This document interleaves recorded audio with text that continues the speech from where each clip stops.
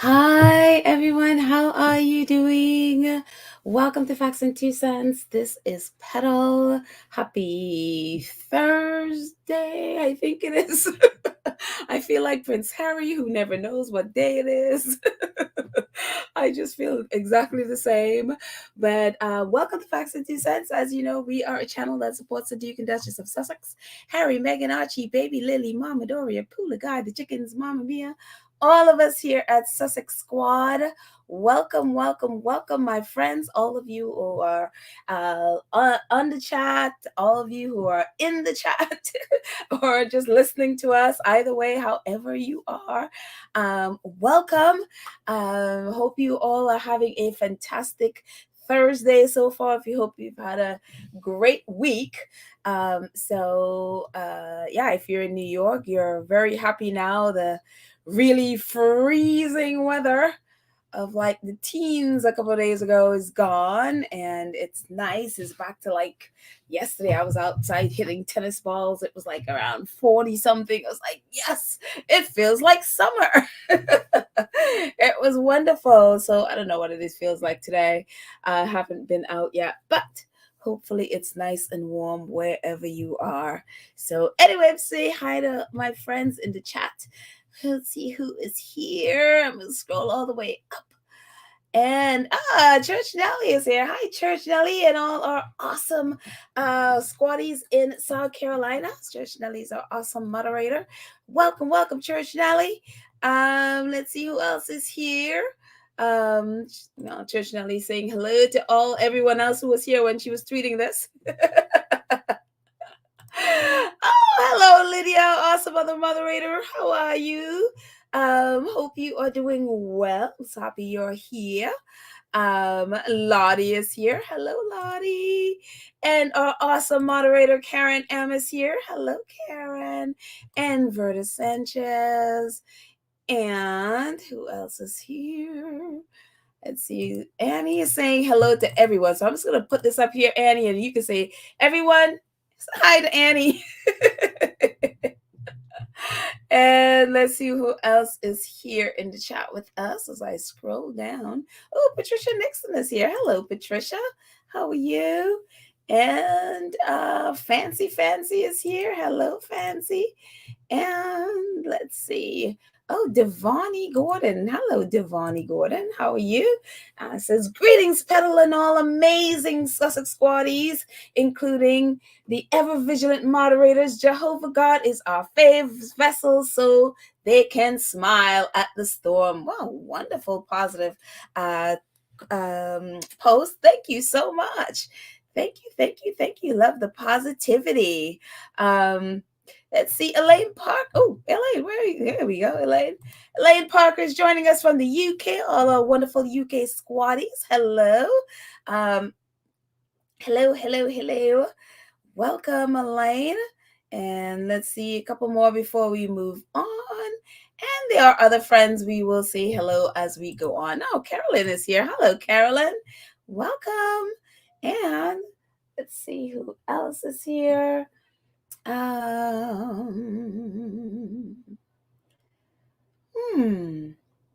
There's like, oh, Janice is here. Hello, Janice. How are you? Janice is hanging out with us. And Kathy Gabby is here. So, and all our other friends will say hello as we go along. Oh, Mara is here. Hi, Mara. How are you? And Mad World is here. Hello, Mad World. Hello. So, anyways, guys, our faves are quiet. I could say that. Our faves are quiet under a tree in Montecito doing whatever it is they're doing over there. Let's just hang out over there. And other stuff is happening around their world. As we know, coming up, what is today? Thursday. And so in 2 days, their new docuseries, Live to Lead, will be dropping on Netflix, as we know. But in the meantime, we've had some wonderful news. They're still in the top 10. Harry and Meghan Docuseries is still in the top 10. Right now it's number 4 globally.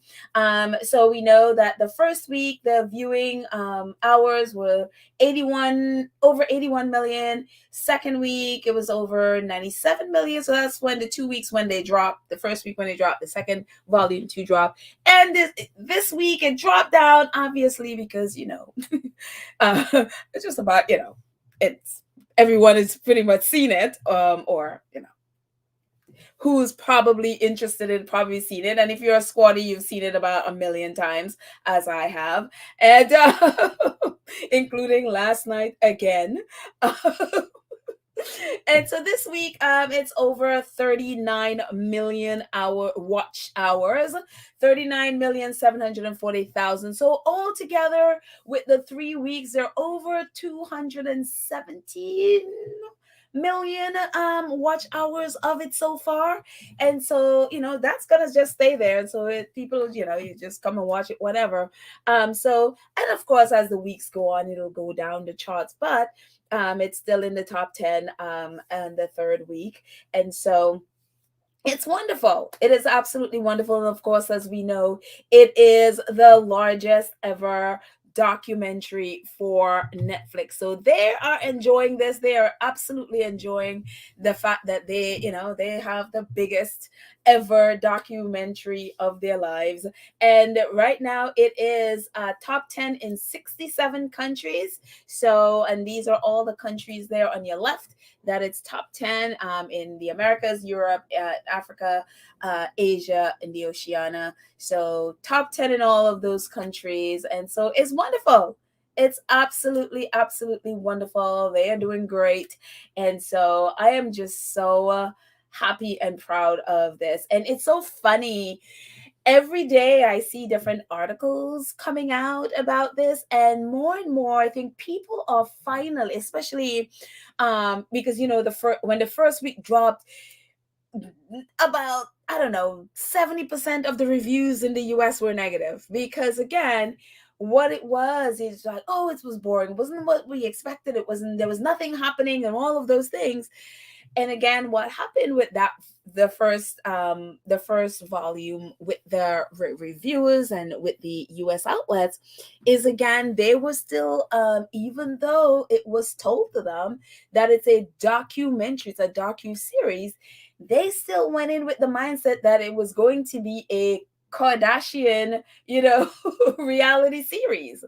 And so they were expecting fireworks and drama, and as the British tabloids would say, bombs thrown at the royal family. And when they didn't get that, it was like, what is this? And so it took them until the second drop for them to finally understand, oh, and you see the narrative slowly changed.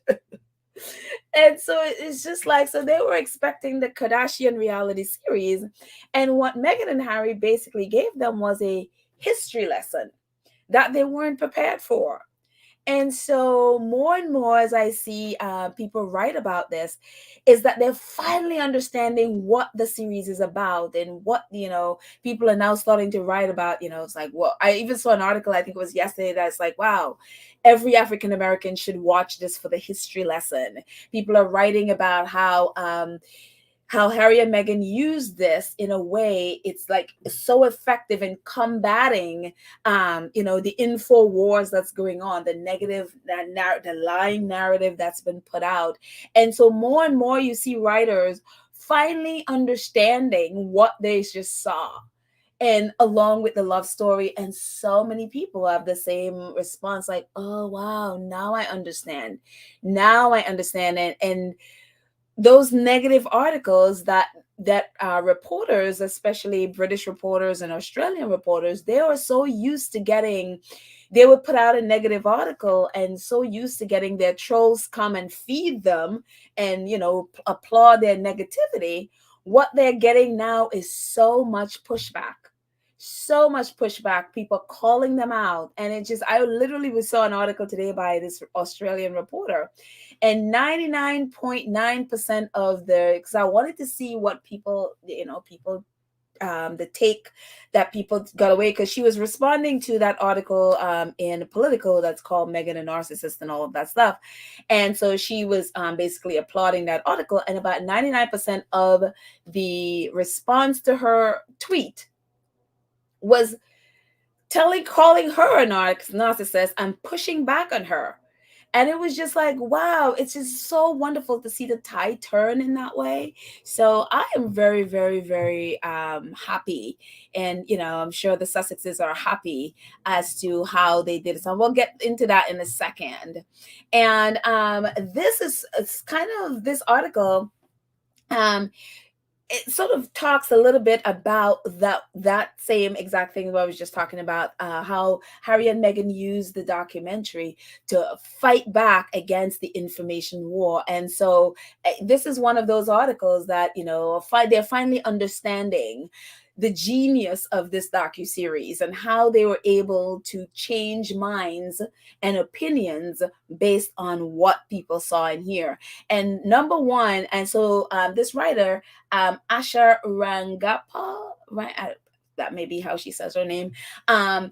Her article says, what Harry and Meghan can teach us about information warfare.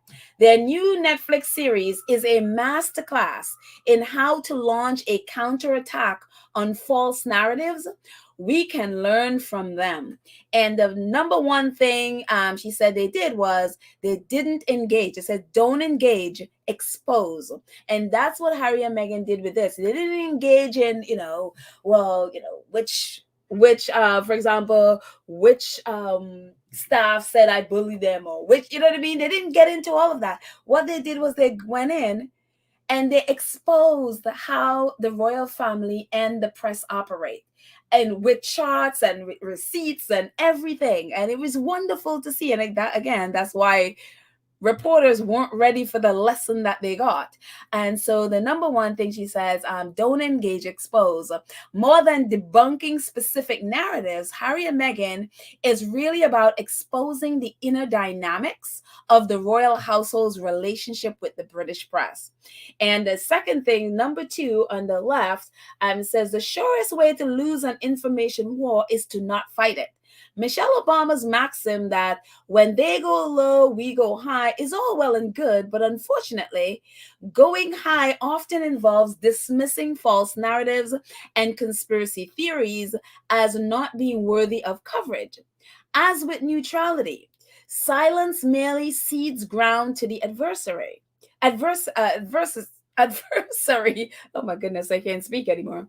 Harry and Meghan eschews this route in favor of affirmatively telling a story that can compete against existing narratives. And then the third thing she said the documentary did was it changed the debate. She says, Harry and Meghan series challenges entire system of royal media coverage. In doing so, the show recharacterizes the debate to move beyond petty personality differences and instead shed lights on previously unquestioned assumptions about the palace's relationship with the media. Reframing the controversy this way contextualizes the debate on the couple's terms and places the institution in the defensive position with regards to its public relations practices, which I love. Now, they put the palace on the defensive. They have to defend themselves, and they have to explain why they have that kind of a relationship with the press. And number 5 says they leverage platforms, and which I love, because Harry and Meghan, even though they have a big platform, when you put all of the British media together, Harry and Meghan's platform is not as huge if on their own, for example, just their website. By using Netflix, by having Netflix and by having Spotify, they can leverage Spotify's and Netflix global audience, which is what just happened. And all of a sudden, that almost neutralizes the British press. That's why a lot of it is like now they're kind of sputtering, trying to figure out, because they're used to controlling the narrative, which is why they're so angry at the Sussexes, as we know. They're used to controlling the narrative. They're used to doing all of that stuff. They're used to being the one that, look, I can destroy you. One word from me and you're done. And all of a sudden, these two upstarts are like, no, we're gonna reverse that. We are going to use our Netflix platform that has a worldwide audience where now, again, over 217 million watch hours. There are only about 60 million people in the UK. So there you go. And so it's just been a masterclass on how effective this has been in changing the narrative. And I think that's how we need to be, in the sense of when we respond and how we respond to whether it's the British press doing their nonsense or whatever, instead of going at the person, or going back at and going back and forth with royal reporters commenting on their posts, and fighting with the Rangers, whatever, is doing exactly what Harry and Meghan do. And that is not getting personal in that stuff, but exposing the mechanism behind whatever it is they're doing, whether it's exposing the royal reporters for whatever, if it's like their constant retweeting and tweeting of on their communications with the Rangers or whatever it is. It's exposing the mechanism behind what they're doing. That will get that, I think that's just the more effective way to go. And and it's great. I'm glad that people are finally understanding how effective this has been, because it has shut up a lot of people, especially a lot of them in the UK. It has shut them up, and they drop receipts. One of the points here, I think it's point number 4. It says Harry and Meghan, question the framing. It says Harry and Meghan brings the receipts with their condemnation of the British media. Yeah, and so they came with receipts. They came with all kinds of receipts from those articles. So they, there was no question that those are stuff from those articles, whether it's, how they were writing about Meghan and comparing to Kate and all of those things. They came with receipts. They came with maps. They came with diagrams. They came with historians. They came with everything. And you can't say anything because, you can't argue with the facts. And so it's just been wonderful to see. And it's great that people are finally seeing, and it's like oh, that's what it is. Okay. And so it's wonderful. I absolutely love it. Madwell said, keep hitting them with receipts. Yeah, that's it. Keep hitting them with receipts. And so you see a lot of the narratives that were coming, they're not there anymore. I mean, even the narrative of, they wanted to leave the UK for privacy, even that has died down. I don't see that much anymore. It was so prevalent all the time. Well, even reporters in the US were like, well, they're left for privacy. Yes, they're left for privacy. Even that narrative is dying out. And so it's really, really good. And again, people don't have to love Harry and Meghan. They don't have to like them. They could be indifferent to them. But it's like now, whatever it is you're feeling about them, with the documentary, is giving people a perspective of them that's like, oh, okay. I could choose, but at least they know from Harry and Meghan's side, this is what it is. And more than not, people are like, oh, okay. I see, I understand now.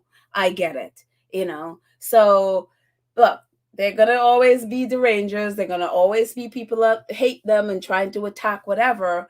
But they're not as effective because all of a sudden you have a 6-part documentary where people could be like, okay, go watch this. Go watch it. That's all you got to do. Here evidence right here in front of you. So it's wonderful.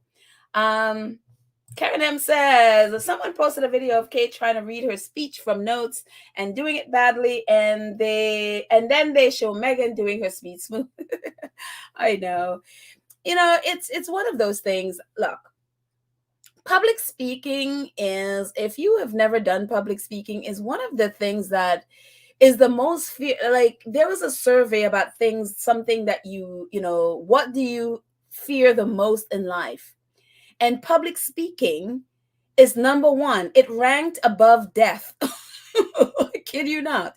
It ranked above dying. And so public speaking is a terrifying thing. I know.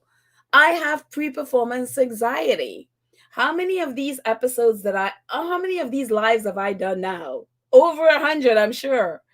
And every single time before before that music stops or however I'm opening, I get pre-performance anxiety. It's something that will probably stay with me forever. Doing public speaking is terrifying, absolutely terrifying. So I empathize with her in a way.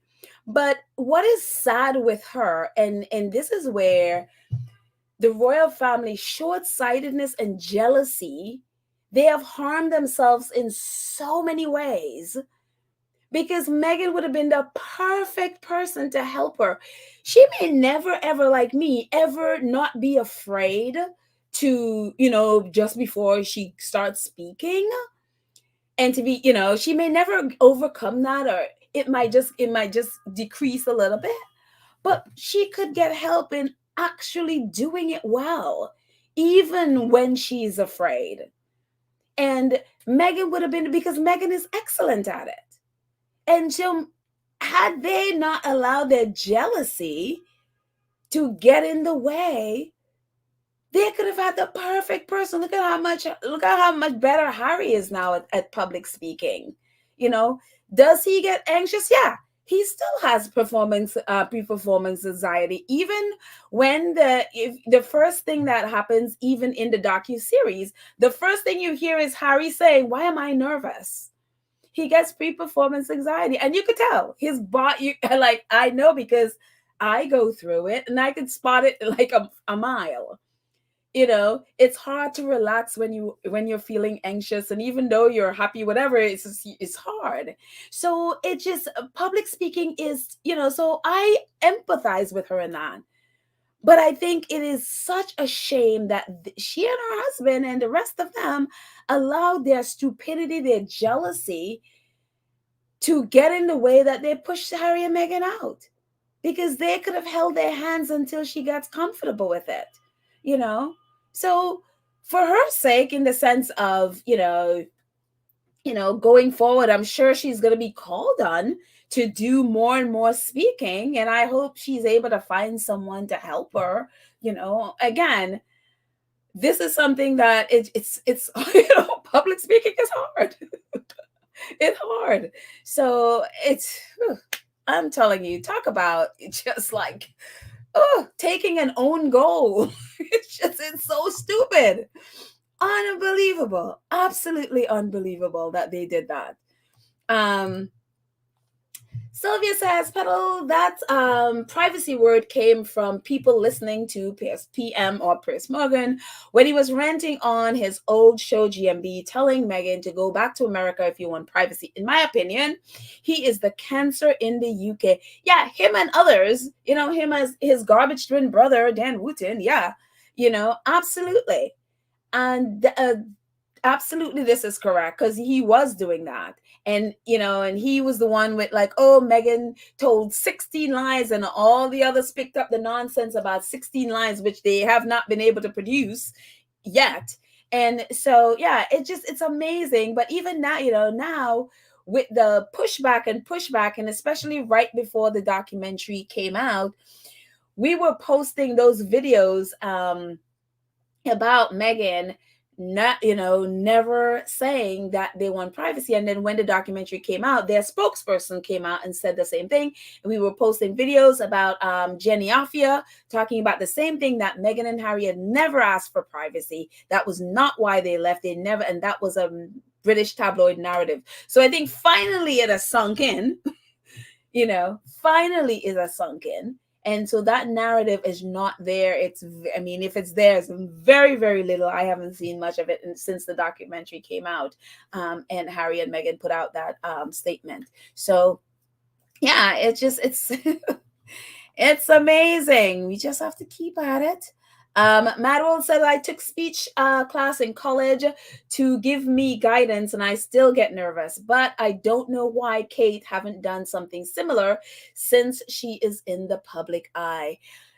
Who knows? I don't know. I mean, I'm hoping she did something. I mean, I took speech class as well, and oh my god.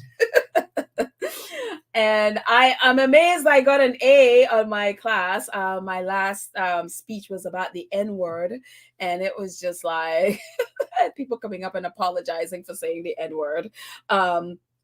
But yeah, I mean, I'm hoping she is taking some lessons in speech. You know, it's it's so funny because in my college, speech was a requirement. Actually, I didn't have a choice. I had to take it. It was one of the requirements. So I don't know if that may not be an issue. That may not be a thing at the college that she went to, or she just has not improved in it. So yeah, and I think part of her problem too with Kate is I don't know what she sounded like before she was a royal. I'd never heard her speak. I've never heard any video or seen any video of her speaking before becoming a royal.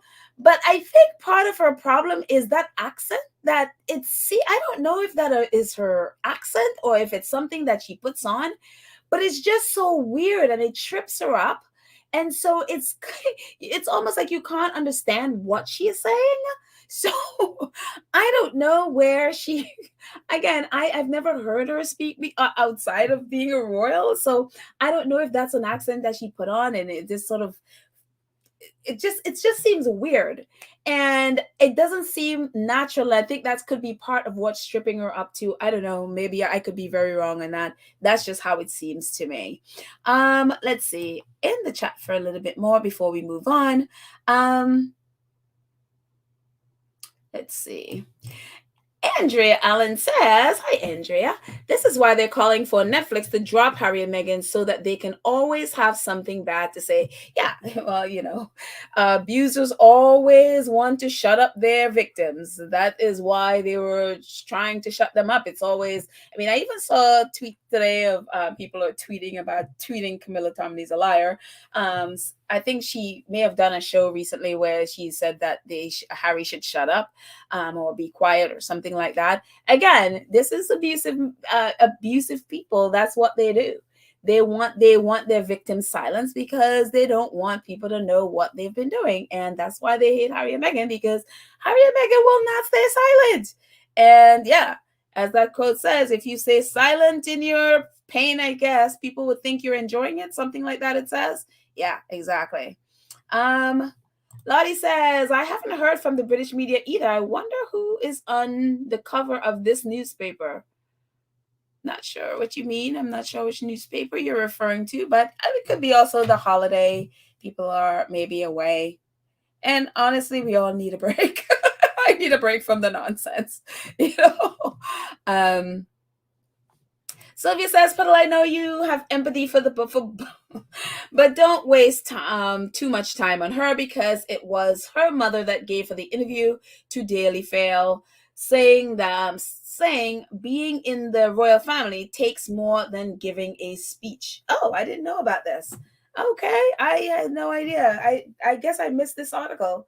So her mother said being in a royal family takes more than giving a speech. Okay, well, since her daughter may be called on to speak more, I hope her daughter doesn't take her, take her mentality about things. Again, it is painful listening to her. Just like, oh dear child, please get help. Please get some help. And Anne says the plan that they had for Harry was like all spares, be a body, but spares be a nobody, but here comes the love of Harry's life, and in the form of a beautiful and brilliant Meghan, and that spoiled their plan. It sure did. It sure did spoil their plan. It it spoiled a whole lot of Karen's plans too, it seems. They have not gotten over it. Laverta said, perhaps if Kate gave up the fake accent, she would do better. Okay, so I mean, I'm assuming if you guys may have heard her speak apart from, when she was, before she was a royal. I mean, again, it just seems like a fake accent, or maybe it's just the way she says it. It's just, I don't know. It just doesn't seem real. Let's see. Trish Nelly says, somehow when I give a speech, people end up laughing. Well, you're funny. I was talking on the phone with God during the church. Of course, I ad-libbed. Church was rolling, especially when I put God on hold. Church Nelly, you put the Lord on hold? Well, I would think that's why I would think that would why the church would be rolling. It's like, oh God, can you hold on a second? Moses is calling. I gotta take Moses' call for a minute. That's funny. Oh, Church Nelly, you are a gem. Elaine says, Kate took elocution lessons to speak like the Queen. Didn't work, did it? Why would she want to speak like, I mean, it just don't even make sense to me. Why would you want to do that? Again, whatever, she's a grown woman. So I'm sure she will know, she knows what she needs. So it's just my personal opinion. Let's see. All right, so we're gonna go on, see what else I got, because I have a few other things I want to chat about.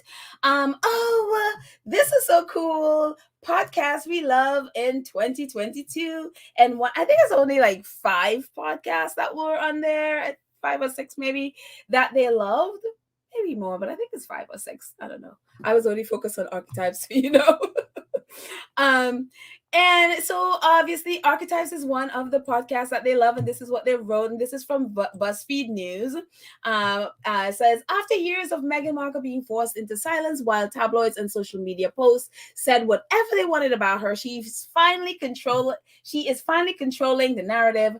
While Archetypes isn't exactly about her personal life, it does give us more intimate insights into the Duchess of Sussex as a real-life person. In a weekly episodes, Meghan reflects on more general experiences from her life, both pre and post Harry, or during, not post, with an incredible array of guests from Mariah Carey to Serena Williams to Issa Rae. Together, Meghan and her guests dissects the different archetypes that plague women all over the world. She also brings in experts to explain tropes such as bimbo, the angry black woman, and the diva, to name a few. While the feminist conversation is always empowering to listen to, it's also fascinating to hear tidbits from Meghan's day-to-day, including updates on her children and even a candid phone call from her mom.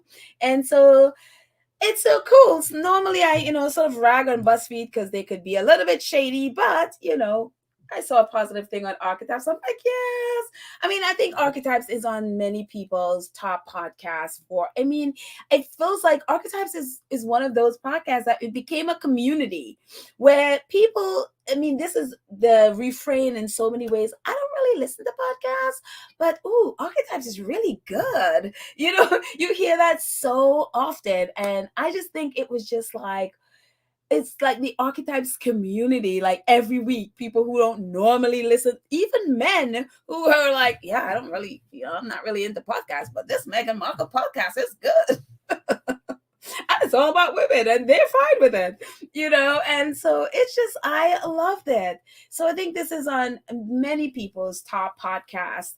And so again, who knows if she'll continue into a season 2 with it, or if she'll change the focus, or if Harry is going to do his, maybe they'll do his. My pick would be for Harry is mental health, as I mentioned the last podcast. So yeah. So it was really good to see. I love that. I absolutely love that. And talking about Prince Harry, Spare is coming up. And so it's good to see the bookstores advertising it. Josephine Agbabu is the one who posted. I guess this is a bookstore in the UK. I'm assuming I have the big Harry poster in the front there, and also Waterstone blog. They are also books you need to read in 2023, whether you want it or not, you reading it. So it's really good. It's really good to see. I really, really, really love this. It's like, yes, everybody's gearing up, heart pounding, wondering what Prince Harry's gonna say. We know the British press is they're like, just he's gonna destroy the family, they're gonna bring down the monarchy, the whole bit, as they normally do, which is like, oh, please. And I Matter on Twitter posted this, and I thought it was so wonderful. I love this. iConsumer. So thank you, iConsumer, for posting this. It says, while Britain underestimated him and saw him as a spare, Prince Cecil got it right. Prince Harry is Mahali, a warrior, fighting for what is right. He will be seen on the right side of history, not as a spare, but as Mahali. Good King, hashtag good King Harry. And I just love that. And I saw that. I was like, oh, thank you, consumer. This is beautiful. I'm like, I'm going to treasure this post. I was like, yes, that's our Mahali, Prince Harry. And I love, I so love that his two brothers were in the series, Nacho and Prince Cecil. I was like, oh, yes. Yes, his brother speaking for him. I loved that, and it's just, look, your family are who you make of it, who you decide are your family, not necessarily your blood family. Because as we've seen with both Harry and Meghan, somehow these two ended up with the worst worst sets of families ever. Unbelievable. Their father's families are just, ooh, goodness. Not good. Few of them are okay. It's like, his relationship with Eugenie and not so much Beatrice, I don't think. He seemed a lot closer to Eugenie and, Meghan with her niece. So we got like two from the father side that, they're good with. But the rest, or at least a majority of the rest, I think Harry's also close with Zara. The others I'm not sure. So anyway, so that was just really good. I just really love that. King Harry, Mahali. And I spoke about this last episode we were talking about this, and I am so hoping that she sues these people. Megan Thee Stallion, and it's so wild, there's two Megans who have been abused in the worst way by whether it's the media or on social media, trolls and just misogynistic men and women. The amount of female bloggers that were attacking this girl, it's just like, are you serious? Black women too.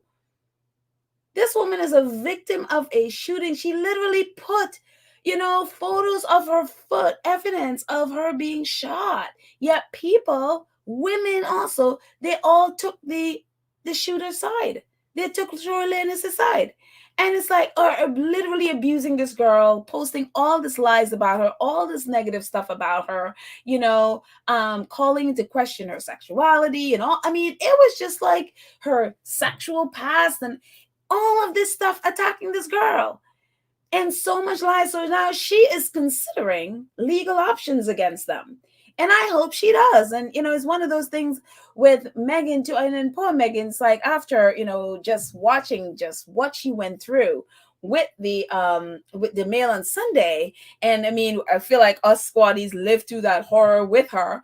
And then seeing just the toll it took on her from the docuseries, including losing a child. I don't want to see Meghan in another court case because she still has that one to finish up with her sister who sued her, ridiculous suit, but it's still going on. And so, but it's just like, it gets to a point where it's just like, you know what? No, I can't allow you to keep doing this. So I'm hoping Megan Thee Stallion go ahead and do, and sue. So the Root is reporting that Megan Thee Stallion's lawyer weighing legal options against bloggers who spread misinformation during the Tory Lanez trial. Again, the trial wasn't even her, against Tory Lanez. It's whoever the district attorney or whoever the California against Tory Lanez, and she was a witness to it. But they were spreading all this stuff about her, and so she is weighing her option. It says Lanez was convicted of assault with a firearm possession and a concealed firearm and negligent discharge of a gun. Is now awaiting his sentences, which is scheduled for January 2023. He's currently faces up to 20 years in prison, and the possibility of deportation. He's Canadian, according to the rap, but he may not be only one to suffer the consequences of their action. Per an NBC News report, a handful of bloggers who were responsible for spreading misinformation about the trial and Megan Thee Stallion could see some legal ramification come their way from Tramazine rappers' lawyers who were reportedly exploring all the legal options against several popular platforms. Pete, which is her real last name, publicly condemned the commentary from blogs and on social media in September, writing, "It might be funny to y'all on the internet and just another messy topic for you to talk about, but this is my real life, and I'm real life hurt and traumatized." And also, like Megan, she also had thoughts of suicide. And so it just, I do hope that she goes ahead and sues, and again, poor Megan coming out of that was just, Megan, our Megan, it takes everything out of you, and she has 2 young kids and is trying to go on with her life. It is just hard, but if she goes ahead and does it, she'll have every right. But I hope this Megan Thee Stallion goes ahead and sues, because again, the way they treat Black women, to see other Black women and Black men, Megan is a rapper. You would think the rap community, yes, Tory Lanez is also a rapper, but he committed a crime. You would think people would be supporting her, and when all of that community is turned against her and is on his side, it just unbelievable. And again, I always talk about this, the way when Black women speak about their pain, we have to bring evidence. We have to, prove that we're hurting. We have to, all of these things. And again, with her, she literally posted evidence of her foot, and people still didn't believe her. And it's just this hatred towards Black women, whether it's, some in the Black community, some Black women, a lot of Black men. So we got it coming from all sides, white men, white women. We also got Black women, some Black women and men. And it's just like, oh my goodness. So it's a lot. It's a whole lot. It is traumatizing. Your trauma from whatever it is that happened, and then you talk about it, and then you're abused. Look at what's happened to Meghan, the Duchess of Sussex. She talks about her pain, and what happened? People call her a narcissist. And it's just like, so anyway, I said all that to say this. I hope she goes ahead and sues, and I hope she wins and clean them out, take them for everything they have who did that to her. Because, Lord, unbelievable. Laverta said Meghan just has a top-notch legal counsel. They keep up with who said what and know when to act. Yeah, they do. But again, it doesn't shield her from the trauma of it. Again, she lost her baby from the stress of what was happening with the Mail on Sunday. And we saw this, by the end of it, she's like, I just want this to be over, and it takes a lot. And it just takes such a long time. And then they invade your privacy all over again and re-traumatize. It's a lot when you sue. So, yeah. Let's see. Sylvia says, I'm still trying to understand why Scammy do not go sit down. What is her ridiculous lawsuit about? I'm surprised that the lawyer, the judge hasn't kicked that stuff out, but they postponed it, pushed it back until I think October of next year, something like that. I think she's hoping that they work it out outside of court, but that would mean that Samantha would want money, and I'm sure Meghan is like, no, absolutely not. I hope she doesn't do any of that to settle it with Samantha. Go to court and just let her lose and get nothing, and she has to pay. So yeah. Nala Thandu, how are you? Season greeting from South Africa to beloved Petal. Aw, beloved Sussex Squad family, beloved squaddies. All God's blessings and protection be upon you all permanently. Oh, thank you for the blessings, the prayers, the everything. We all need it. Thank you, thank you, thank you, thank you. I appreciate it. Thank you. Thank you to the wonderful South African squatty Nolafendu. Thank you so much. Let's see what else we have. Okay, so this is a bit much. We all know what's happened with Politico. I'm sure Baron and the Duchess of Success may have gone through, talked about this on their podcast. I haven't listened in the last couple of episodes, so I'm assuming you guys talked about it before. But for those of you who haven't listened to it and don't really know much about what is happening, so just bear with us a little bit. I'm just going to go through this kind of quickly. So if you know this, just sort of bear with us. But what is this? There was this article a few days ago with this her name is Joanna Weiss.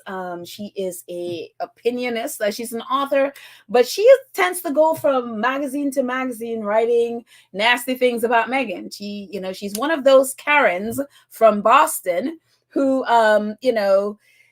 Harry marrying Meghan is an issue, and I think also, I think with all the Karens, seeing Harry and Meghan's love and that docuseries has triggered a whole lot of them. So she decided to go write an article that on Politico that Meghan is a narcissist, and basically compared her to Trump and Kanye and Elon Musk and all of those, and put Meghan right in the middle. So this article has been panned. I mean, it's been just about everybody and their mother has gone against Politico and her. Joanna Weiss is a racist is probably still trending on Twitter. It's been trending for days. And and that's the thing with the US. We don't have a system where, like in the UK, reporters would write nasty articles and people say nothing, pretty much, other than squaddies going at them. In the US, other reporters, other outlets will come at you. And this is what has happened with Politico. They have been condemned by other reporters from other reputable outlets. People who are not, the majority of people who honestly went after them are not even squaddies, but people with huge platforms have gone after them for this article. And so there was this thing. So my thing with that whole thing was, I talked about it on the last episode. I was trying to not, because it's like a catch-22 with stuff like that. When somebody posts that, somebody like Joanna Weiss, who is not famous, she's not popular per se, there are a few people who know because she goes around to different outlets and writes about Meghan, so she gets, some derangers following her. But the thing with her, with stuff people like her is, even though she got a whole huge backlash, this has been the most popular she has ever been. And so even with that, it's kind of like one of those, bad press is still press kind of thing. It's still popularity. This is the most popular she's ever been. So that article went viral. And one of the things, again, with how I loved how Harry and Meghan did with the docuseries is not going and quibbling about the specific article, but exposing how things are and why things are and who's behind all of that, and how did stuff like that actually get published. And one of the things that I love that has happened, which is like, okay, I can get on board and tweet about this, is I will always talk about the squad. I mean, squaddies are better than the FBI with investigating, because as you know, when we talked about bots the other day and trolls the other day with Pagefield PR, wouldn't you know, squaddies went in and discovered that Politico, who would have thought it, who would have even guessed, that Politico is basically in bed with the royal family. And it's just like, are you serious? Are you serious? And sure enough, they are. So Squatty started posting all of these evidence with the Politico, the owner of Politico, at least the former owner of Politico, him, his father, and their relationship with Prince Charles, Camilla, the Queen, the whole bit. And, you know, we talked in previous episodes about whenever the Queen and Prince Charles come to the US, the places that they always go: Houston, Kentucky, Wyoming, DC, Boston, sometimes New York, because old money is there. And all of these people are old money. When they come to the US, it's usually because they want money. Yes, they look down on Americans, but whenever they need something, where do they come? Old money. They come to America, and this is no different. And it's just been the most amazing thing to go in and find out, you know. And thank you, squaddies, who started posting about the relationship and the connection with Politico, who would have thought, and the royal family. And it's just the most amazing thing. I was just like, are you serious? And for me, this is where you break up this behavior. This is where you stop this behavior, not with Joanna Weiss. She is just a cog. She is just the little mice wheeling around. She's just, she's like the little ones. The where we stop this behavior is exposing exactly this that squaddies did. Exposing the fact that the owners of Politico, or at least the former owner of Politico, and he's still the publisher, actually are friends with people in the royal family. So that's how an article like this article calling Meghan a narcissist could end up in Politico. And everybody's like, what on earth are you doing? What is that? And everybody's shocked that Politico would do something that stupid. But this is how you understand how this happens. And this is like, yes, this is exactly how you break this behavior. And so this is a little bit about Robert Albritton's father and him. And so I'm just going to take off our banner here. If you're new here and you have not subscribed to our channel, go ahead and subscribe and hit that notification bell so you know when we drop a video. Also like the video. If you're here and you haven't click like, please do. But this is from Baylor University, and so this is about Robert's father, Joe Albritton. He had passed away, and so Baylor University is writing about him. It says Albritton made his original fortune in banking. That's why the royal family always come to the U.S. Money. Albritton made his original fortune in banking, became a millionaire at the age of 33 in a career that brought him friendships with some of the most powerful people in Washington and around the world, as well as on occasion high-profile business controversies. But it was in a world of media that his career represented a bridge between eras. Roaring into the nation's capital in 1974, he brought and for 4 years owned Washington Star, which is an outlet, the venerable but financially troubled Afternoon Daily, founded in 1852. In his 80s, he watched as a proud observer the informal counselor of his family business launched Politico, and Politico was launched by his son. He was one of the founders. That's Robert at the bottom with the glasses.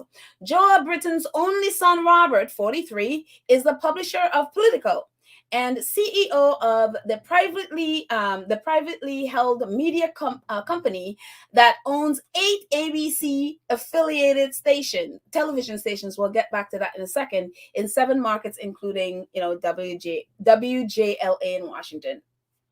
So moving on from there, we're gonna jump all the way down. You see, he was friends with George Bush and all of that stuff, and LBJ's aide Valenti and all people in Washington. And at the bottom it says, although he rarely gave interviews and often made charitable gifts anonymously to avoid publicity, Albritton clearly relished the entree success gave him into the world of business, power, and even celebrity.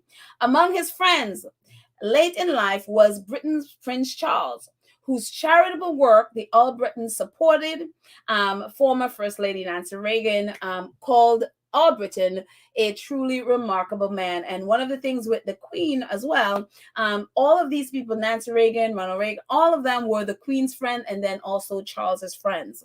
And then on the right, it talks about Albritton's businesses. It was banks, banks, insurance companies, funeral homes.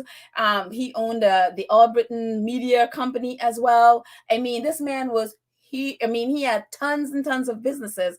And so again, the royal family and old money, whenever they come, these are the kind of people that they would come and spend time with because they can get money from them.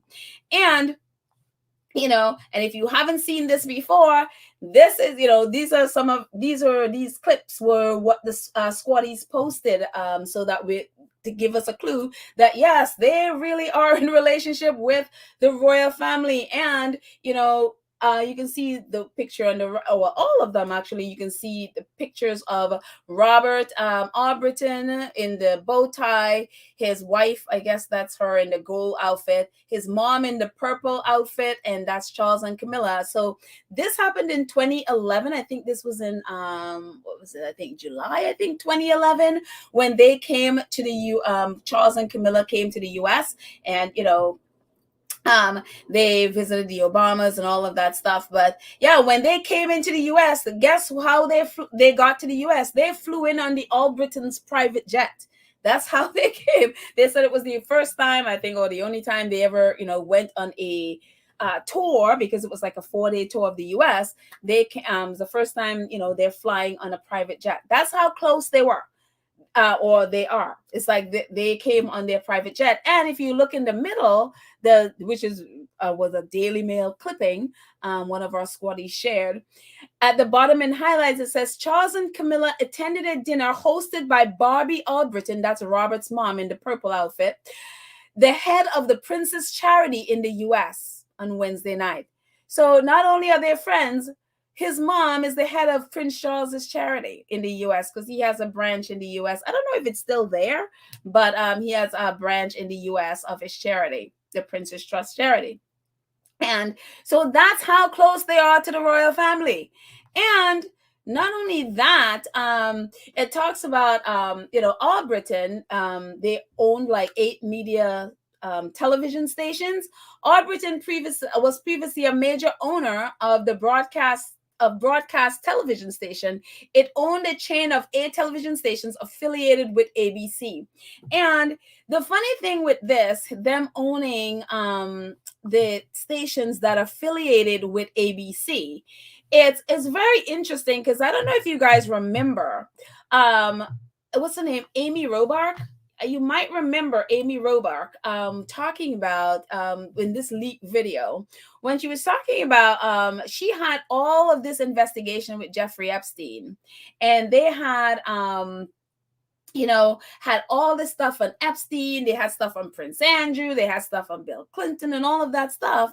And ABC squashed it. They would not report it. And Amy was so upset, because when it all started coming out, she was caught on a hot mic really complaining that she had all of this. She had Virginia's testimony and all of that stuff. And ABC put a stop to it.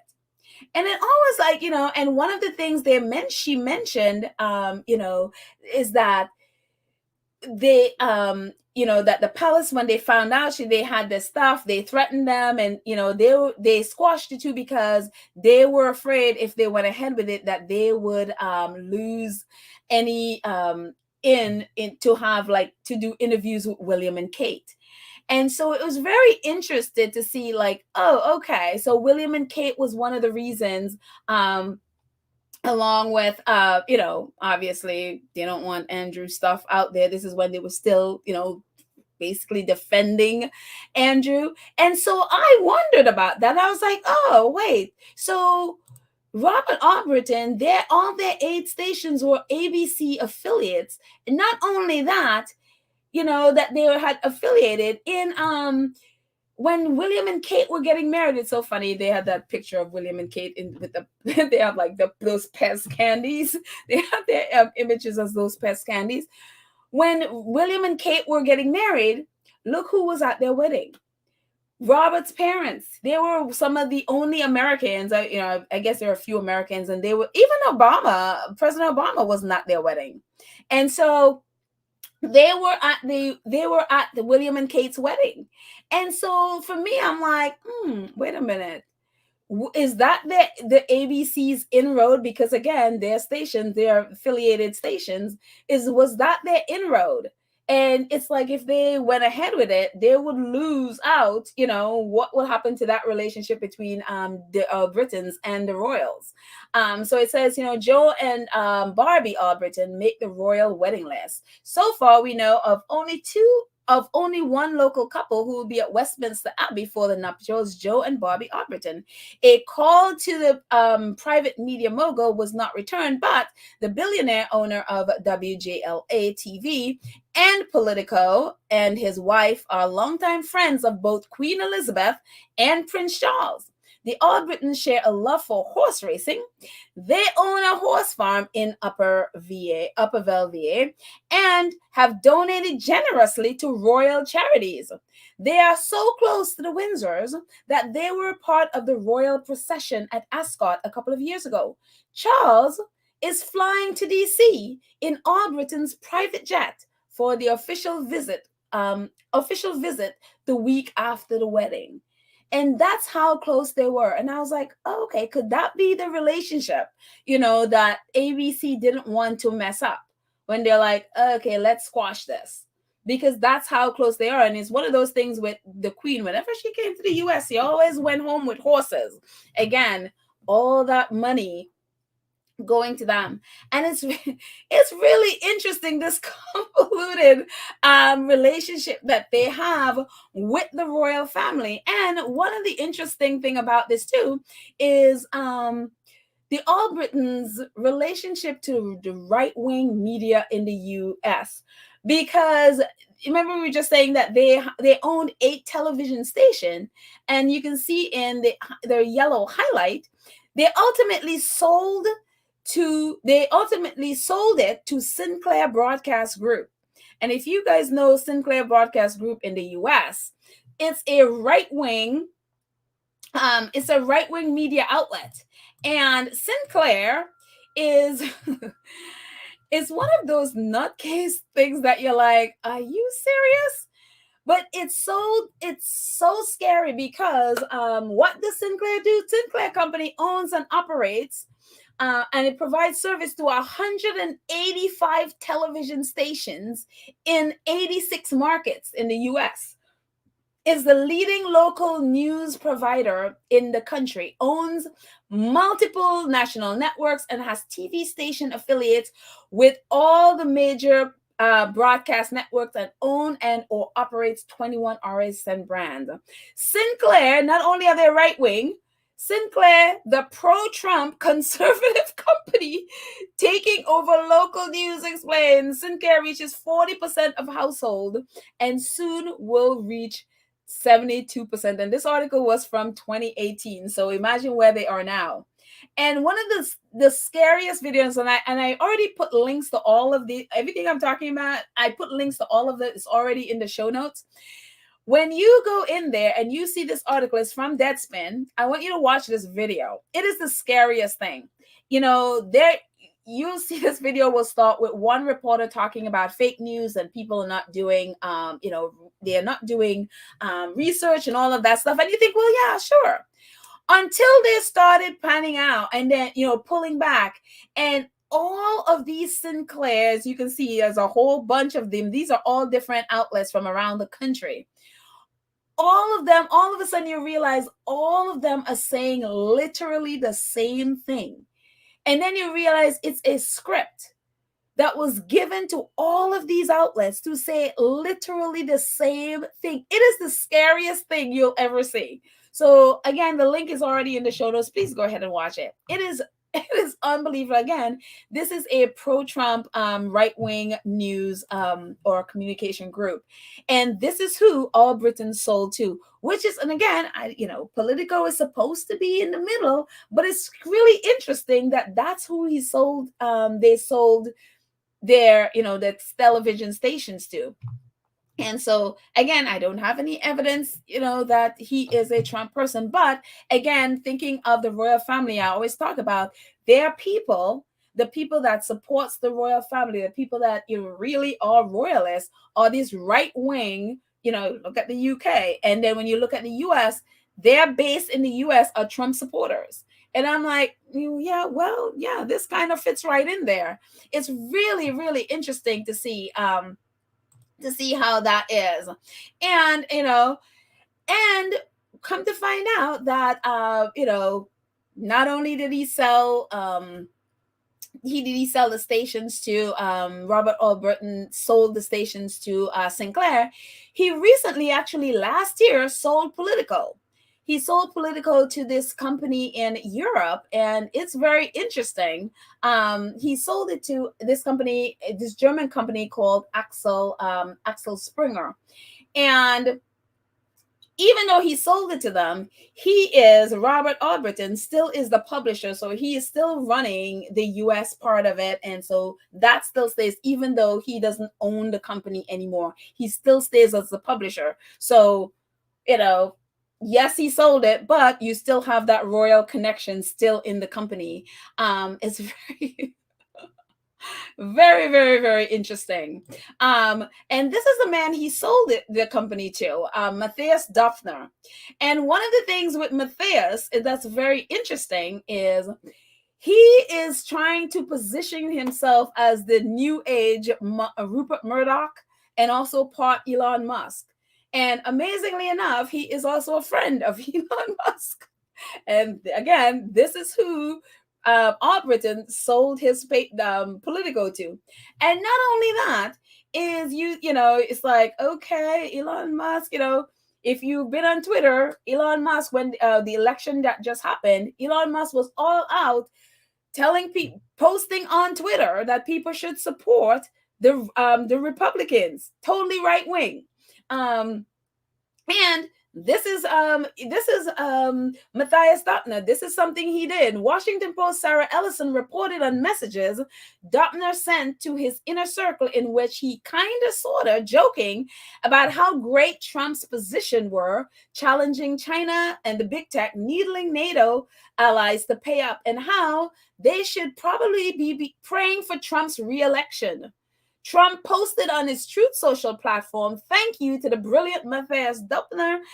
Democratic Representative Ted Lieu tweeted Döpfner was pathetic and wrote, "If you're going to be a Trump supporter, at least have the courage to admit it." Again, it's very interesting to me that the people who Robert Albritton sold his outlets to, both right-wing people, Trump supporters, even though, Döpfner is kind of like, well, he's kind of not one to claim it. But the thing is, it's very interesting that both of these people, this friend of Prince Charles and friend of the Queen and friend of the royal family, both of his prized possession, his TV stations and Politico, went to people who are Trump supporters, right-wing Trump supporters. And it's interesting. And another part that's very interesting is Döpfner hired this woman, Dafina Linsner. And at the bottom there, she's now the executive editor at Politico. She came from NBC. And very interesting, and he hired her last year. And very interesting to me, a person that was hired last year was from the Cambridges. They got the new PR guru guy, William and Kate, and he also came from NBC. Head of Communications International from CNBC, a business focused arm of American multinational mass media conglomerate NBC. And again, I'm not saying that, I don't have any proof that they're teaming up and that, but will I be shocked? No. Again, last year, Kate and William just hired this guy, and Politico hired both from NBC, and it's just like, very interesting. And when the article came out, one of the editors that was on social media, on Twitter, just going back and forth, defending the article, and very upset that people are coming after him and Joanna Weiss. Ryan Heath, so it seems like he had something to do with the article being there. And it's very interesting to me because he's been there for 3 years, so he would know. He would know, about the royal connection. He would know about the royal connection that Politico has with the royal family. So people are wondering, and I specifically stayed away from the article, but I read different people's take on the article, and people were posting different parts of the article. One of the big question is, it's just a horrible, horrible article in the sense of trying to connect Meghan being a narcissist to these people. And it is just so off, and which is what left people scratching their heads. Like, how could you, supposedly this reputable outlet allow such a horrible article? And basically all of it was, it was a thinly veiled attack on Meghan, but throw in Kanye West and throw in Donald Trump and Elon Musk and others, throw in that. But the article was really about, we just want to attack Meghan and call her a narcissist. And it is just very interesting to me that, and that's what a lot of people are scratching their heads. And again, when this article came out, none of us knew about the relationship between none of us knew about the relationship between, the royal family and Politico. We had no idea until someone, who would have thought? But now looking back and seeing all these connections and seeing how it works, and then even seeing why the right wing, the right wing, the right wing is the one supporting the royal family, and seeing Albritton, both of his big sales have gone to people with leaning to the right. And it's just like, oh, okay, now this makes all sense. Now this makes sense. So now we know, when we see, if we see another article coming out of Politico, we know, and we can call them out on that. And we can call them, the royal family, out on that, because now that we have that connection, and that is what, for me, that is the more effective than going after, say, Joanna Rice. She's like small potatoes. It's the fact that they will allow this article to be there in the first place. Joanna Rice she can write whatever she wants. The editors are the ones that's put that there, just like the same as, the Sun and Jeremy Clarkson. He can write whatever he wants. The only person that has the power to put that in the outlet are the editors. And it's the same thing here. Or, so it gives us, for me, more of an ammunition. So if we see stuff like this, to make that connection and call it out and shame them, so I just think it was very interesting. I know this was very long-winded. I'm just going to go into chat and hang with you guys for a bit. That was a lot. But kudos to Squatties. I'm so proud of this community for the investigative skills to go in there and find it and be like exposing stuff like this and come up with the receipts. I'm telling you, the squad is amazing. So thank you, thank you, thank you. Our wonderful, wonderful FBI agents. We are a Sussex Squad detective agency. So yeah. Let's see. Joy says that this article in Politico was done to deflect from Camilla and the involvement with JC Peace Morgan and Angela Lestrade. Deflect. Yeah, that too. And also to continue with, attacking Meghan. Because when, if we didn't know about, if they were counting on Americans having the same mentality as the British audience, not going after when they see this kind of reporting, they underestimate the power of the docuseries. They underestimate it. And so now that they see, it'll give reporters who are now inclined to be like, oh, let me jump in and make money off of hating Meghan. It'll hopefully make them think twice about it, you know, because when they saw the backlash, it's like, is this worth it? It's not so easy to, with that documentary out there, it's not so easy to attack Meghan anymore, you know, so we'll see. Mademoiselle H. Hello, Mademoiselle H. Did I miss you before? If I did, I'm sorry, but welcome. Says NBC is racist. This is the same outlet that supposedly has tapes of Donald Trump saying the N-word. And yes, when The Apprentice was on, they have a lot of accusations with Bravo and the Housewives franchise. Oh, didn't know about that part. But I do remember the Apprentice and Donald Trump when he was running, and I think they refused to release it. Yeah, excuse me, and they have also been very, very, very shady on Meghan from the beginning. Again, they are very, very much focused on selling the royal fantasy to American audience. So anything that gets in the way of that, i.e., that docuseries exposing stuff, they're going to come at it. And so, because that takes away money from, from them selling that fantasy. So, yeah. Sylvia says, Petal, I knew it was a setup right away. In my opinion, it was the royal family's response to Harry and Meghan docuseries. They went too far this time. They sure did. And I don't think they expected anyone to have connected the dots there. I think one of the things that and hopefully they just never learn, but they still haven't learned is that they still don't understand how incredible the squad is. They have not encountered a group of people that will go after them and dig and find the connections and expose them the way we have. And so it is definitely taken.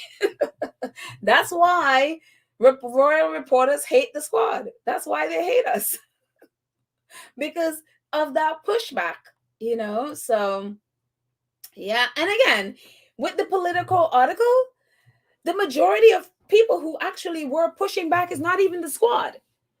There were so many people more people that were nothing to do with the squad, but they have seen the docuseries. They have seen it. And they're like, oh, no. You don't call someone who just sat there and told you about her suicidal ideations, someone who is scared for her family, that they are, people, she feels people, not feels, but people are trying to kill her. You don't call somebody like that a narcissist. That is ridiculous. You don't do that.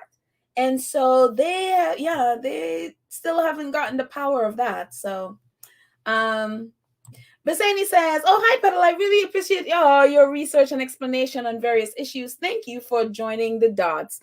You're welcome. And thank you to the Sussex squad who just opened that up and found that connection so that we can go in and learn more about who these people are and find a connection to them. So it's very interesting. Very, very, very interesting. Helene Ferris says, Petal, I respect Meghan and Harry so much more now because they are up against a beast. Oh, is it ever a beast? I'm telling you, what they have done, it is incredibly brave. They have literally put their lives on the line, to do this sort of thing. Because let's suppose one of the things, that's why the British press is as powerful as they are. That's why the royal family is as powerful as they are. People are terrified to go up against them. They are terrified. That's why the British press could literally control the royal family, because, they can, one word, they will destroy you. And that's why they are so angry at Harry and Meghan, because they've thrown everything, but, including the kitchen sink at them. And Harry and Meghan was like, no, we're still going to fight back. So yeah. Karen Warner says, yes, Lee Thompson, I made a mistake before with the name. I said Stephen Lee. Yeah, no, Lee Thompson, who is the new communications guy for William and Kate. And this is the same Lee Thompson, you remember, who, when the docuseries came out, and they, and it obviously on the docuseries it says, they had the caption that Buckingham Palace, Kensington Palace were approached for comment, and they declined, and they lied. Lee Thompson was part of that lie, saying, "Oh no, we no one has contacted us. We don't. Nobody has contacted us." And then they changed. It's like, "Oh well, somebody contacted, and then we tried to find, but we couldn't figure out that who this third party was." And then Netflix was like, "Look, we contacted you, and this is who we contacted." From Buckingham Palace and Kensington Palace. And then we come to find out that not only did they contact and were in contact with Lee Thompson literally requested video clips and was denied. And because he was denied, he did not, continue communication. Lies. This is the same man. And it's just like, are you serious? I mean, we talked about this in previous episode. This is the Lee Thompson. Him and the Comm secretary, Tobin, whatever his name is, he was the Daily Mail guy that King Charles and Camilla hired. Both of them lied. And that's when Netflix and Story Syndicate was like, "Look, this is who we contacted." And then they had to come clean. So again, unbelievable.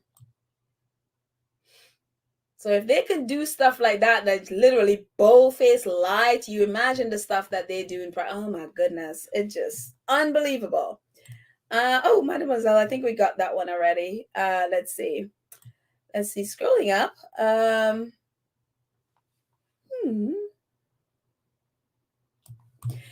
Maureen Pride. Hello, Maureen Pride. Maureen says, "I heard the people in England are questioning why Chuck isn't footing the bill for his big day. Like, that would happen. He likes feudal serfs. I mean the poor to rule over." Look, I've said this a million times. If people in the UK, if in England especially, if y'all are not out there protesting this mess, then you got what you got. Because with the cost of living as it is, nurses not getting paid, they're not asking for something that the UK that they can't afford. They're not asking for something that they can't afford. If you can't afford to, not only, and again, the arrogance of, I am not cutting corners for my coronation. Again, that coronation that is unnecessary. No other kingdom in in Europe do coronations. It's completely unnecessary. He doesn't want to cut corners for it, but yet you're saying that you don't have the money to pay nurses. These are essential workers that are literally keeping people alive. You don't have money to pay people who are doing, operating your trains and keeping your trains running. And you're giving that money to someone. How many millions you're going to give to someone to do an unnecessary coronation? Claiming that, it's something that England, the UK needs and all of that stuff. It is ridiculous. I'm like, I don't understand why people in the UK are on the street protesting this. I don't understand it. I don't understand why there's no outrage about this. Again, look, if the royals want to go royaling, fine, go royaling. Do whatever you need to do. Pay for it yourself. Why should why should nurses who are sitting there working hours and hours and hours, and please, don't tell me about the nonsense about, Prince Charles is the hardest working royal because he worked, he did 200 and something engagement, whatever it is he did. Again, I don't care. Their engagements are 45 minutes. The majority of Prince Charles's engagements are his pet projects, usually, and a lot of those are phone calls or Zooms. And usually if it's outside, it's usually 45 minutes. So under no circumstances should poor people be funding anything in the royal family. And on top of that, King Charles just inherited all that lump, or what is it, millions or billions, whatever it is, from the Queen. He does not have to pay inheritance tax. Why? When people are, when people are suffering, and then have the nerve to be talking about his heart, his heart for the people who are suffering in that Christmas speech. And people are like, oh, yes, it's so unified. Hello? I don't understand why people aren't angry and doing something about this. So that's my thing on that. It's ridiculous. It's absolutely ridiculous. And then, I can, again, take with a grain of salt or a bowl of salt if you need to suck on it. But one of our squaddies today posted this thing with Kate's outfits for the year. Kate is one of the least, she's one of the laziest royals. I think she got like second to last in the amount of engagements. Again, these 45-minute engagements. She did like 90. There are 365 days in a year. She did 90. Yet she has I don't even remember, 70-something thousand, whatever it was, $1,000 for outfits that she's wearing for the year. Yet these people are talking about, about food banks, and they're basically trying to get the idea of people having to depend on food banks, that it becomes this thing where it was just normal to have food banks. They should be ashamed that your people have to depend on food banks while you're spending all this money on clothes. When you have tons of clothes that you could be wearing, why are you spending all this money on clothes when people are suffering? Why aren't there protests about this? I don't understand. I just don't understand it. Sorry, I just went off on a rant there. I'm sorry, I don't mean to, but it's so, it boggles my mind. It absolutely boggles my mind. I expect to see people marching in front of, I don't know. I guess that's my fantasy. I don't know. I guess in my mind, I see images of the women in Iran and the women in Afghanistan. And I think sometimes we're just so comfortable in our countries that it's like, oh, well, somebody's going to do something. And we don't take it upon ourselves to be like, no. If I don't do something, nothing's going to happen, So yeah, it's unbelievable. Yeah. Oh, amazing. Let's see. Let's see what else. Cal says Sinclair owns 2 of the 3 network affiliated in my city. Oh my goodness. My students are all shocked by this. Media consolidation is real, y'all. I'm telling you. It is like, and the thing about these, it's kind of the same as how Murdoch, because the same as how Murdoch work. Murdoch would own, for example, he owns The Sun in the UK. He owns The Sun, the tabloid The Sun. He also owns The Times. And you think, well, no, The Times is mainstream. It's a mainstream outlet. It's not a tabloid. Even though because it's Murdoch owned, I still consider it a tabloid but technically it's not. So basically what he is doing is controlling both ends of things, whether it's a tabloid or supposedly mainstream. He's doing the same thing. And it's like a lot of them are doing the same thing. It's like they're not just owning, for example, like the Daily Mail or A&L, whatever they are, Associated Newspapers. They own the Daily Mail, but they also own the Mail Online. They also own Metro. They also own, I think, what is it? She Knows, I think, whatever that one geared to women. And you think, oh, I'll be the women one. I'm not going to, but they all own all of them. So they're basically controlling all of them. And that's the same guy, Matthias, whatever his name is, that just owned Politico, that just bought Politico. He's now one of the biggest ones in Europe. He is now spreading his wings in the US. And that's why he's now, he wants to be the next Murdoch, where they control a whole bunch, whether it's tabloid and also mainstream. So it's kind of wherever you go, you get their perspective on things. And it's really, and I don't understand why countries allow them to do that. I don't understand why they do that. It's unbelievable. But that's how it is. That's how it is. And Sinclair is scary because again, they own, I think they own the majority. I don't think any other company owns as many stations as Sinclair. And again, Sinclair is a right-wing Trump supporting organizations. And again, the link is in the show notes. Definitely watch that video because it'll definitely alarm you when you see all of those stations all over the country reading from the same script. And again, if you saw one of them, you just think it was absolutely legit until you see them all together saying the exact. It's just like, oh, that is scary. It's like it's like watching a brainwashing. It is unbelievable. And pray for the US for the next election because we are going to be in for something. Pray for our democracy because Lord have mercy. So not only do we have Rupert Murdoch on this mess, now we have Sinclair. And it's just like, unbelievable. And again, this is who Robert Albritton sold his television station to.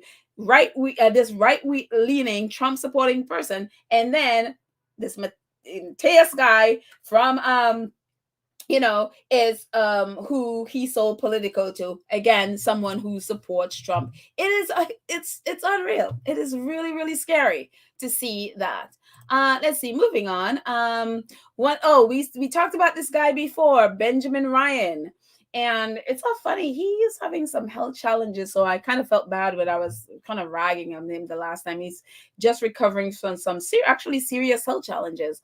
But if you guys remember this, he says, I'm not at liberty to say how, but I have seen the inner workings of the Meghan Markle media hate machine, and disparaging her in the press is a business, pure and simple. It will not stop because it makes people too much money. Hating Meghan Markle is a billion-dollar industry. It will never stop. Too many people make a living off of it. And I am, again, that's why this documentary is so important. And hopefully the book is also in that same vein because it'll solidify what the documentary said. At least this is going to be from Harry, and hopefully it solidifies in people's mind because again, it's that repetitive thing because people are like, why don't this, we had Oprah, we had The Me You Can See, even though Meghan didn't really specifically speak about it on the her podcast, there are elements of it. Then we have the docuseries, we have the book. When are they going to stop? The reason why Trump and all those right-wing groups have been so successful, repetition. They say the same lie over and over and over and over and over again until people start accepting it as truth. And this is the model you need to do. And I'm glad Meghan and Harry are using, maybe even if it's probably not even a conscious decision, but this is how you solidify things in people's minds. You repetition. And so that's why a lot of them, and I'm sure a lot of right-wing people who are screaming, why do they have to do all of this, is because they don't want the truth to be solidified in your mind. Because why? They can't lie to you anymore and you accept it. So it's unbelievable. So hopefully, they keep going. After Harry's book, Meghan needs to write a book, just keep repeating the same thing over and over until it sticks in people's mind, because that's what the right wing do. That's what they do. So anyways, it's so funny. I saw this and this outlet mentioned this, and I thought, let me bring this in because one of the things Politico did in talking about Meghan as a narcissist is like their thing is like, oh, she's all over the place. She's doing her podcast. She's the Oprah. She's Their thing is like she's just all about promoting herself and her narrative and her thing. And the funny thing is, Meghan for the whole year, you hardly saw Meghan. The only time you really saw her was, say going to supporting Harry, in at the Invictus Games, supporting, going and supporting the Queen at her Jubilee, then her funeral. Then Meghan she literally did 2 covers, The Cut, and then she did Variety, and then her podcast. And then we didn't see her again until her and Harry did, actually, earlier we saw her at the NAACP Awards, and then we saw them again here at the Ripple of Hope Awards. That's been it for the year for Meghan. Camilla has done 3 covers: Good Housekeeping, Vogue, and Country Life. Not one person has come close to calling Camilla narcissistic. Not one person has come close to it. And all she's done is just promoting herself. All the press has done with all the articles that are written about her, bigging her up for her birthday, all of these fluff pieces. Not one person has called her narcissistic. They literally hired a Daily Mail reporter or editor to come and, give out puff piece things about them. Nobody has called them narcissistic. And it's just like incredible. Interesting. And, this, I don't remember which, I think it's a squatty, I don't remember. But she said, narcissistic has become the new N-word to throw at Black women. It's one of those things. Because one of the things that, with a narcissist is like you can claim that they're lying, that they're manipulative, that all of those things that go into narcissism. It's like the new N-word, and then literally is an N, to throw at Black women.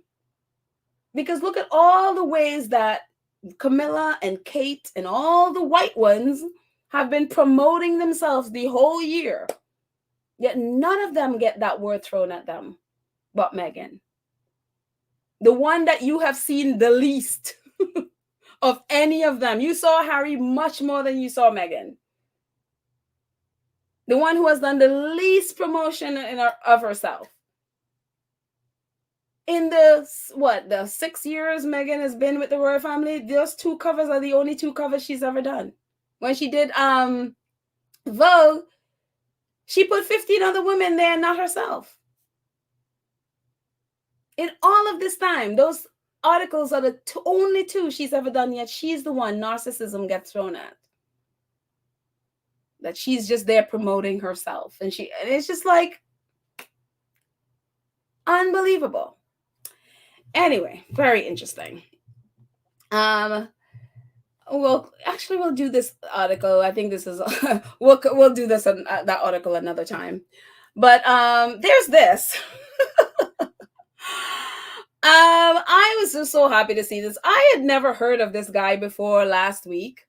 Andrew Tate. I don't know. I don't follow, these social media influencers. It's not my thing. So I had never heard of him until last week when one of our squaddies posted that he was attacking Meghan on, I think it was Dan Wooten show, or is it Piers Morgan show? One of them he was on, or both, I guess.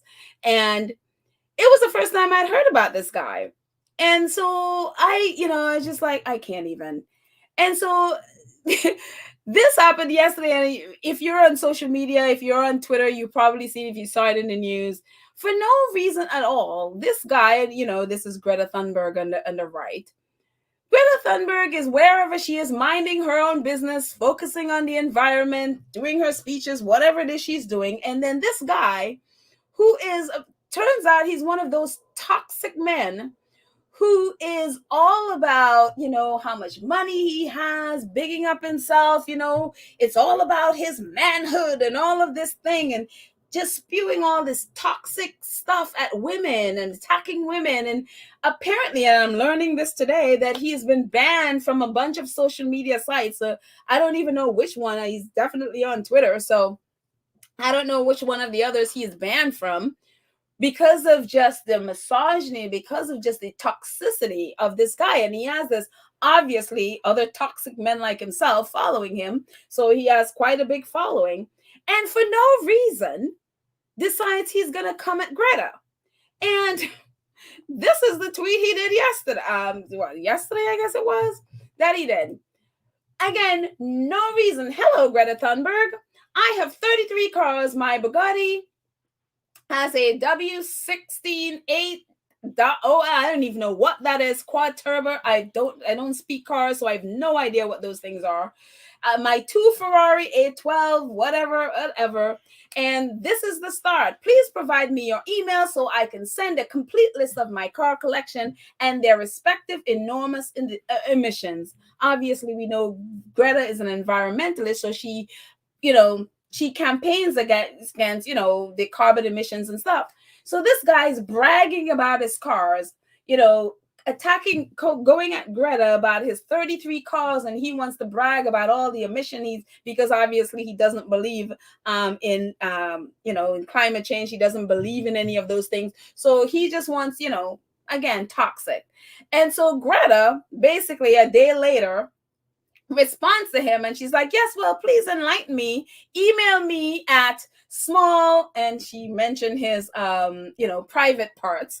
Yeah, small private parts energy and at getalife.com.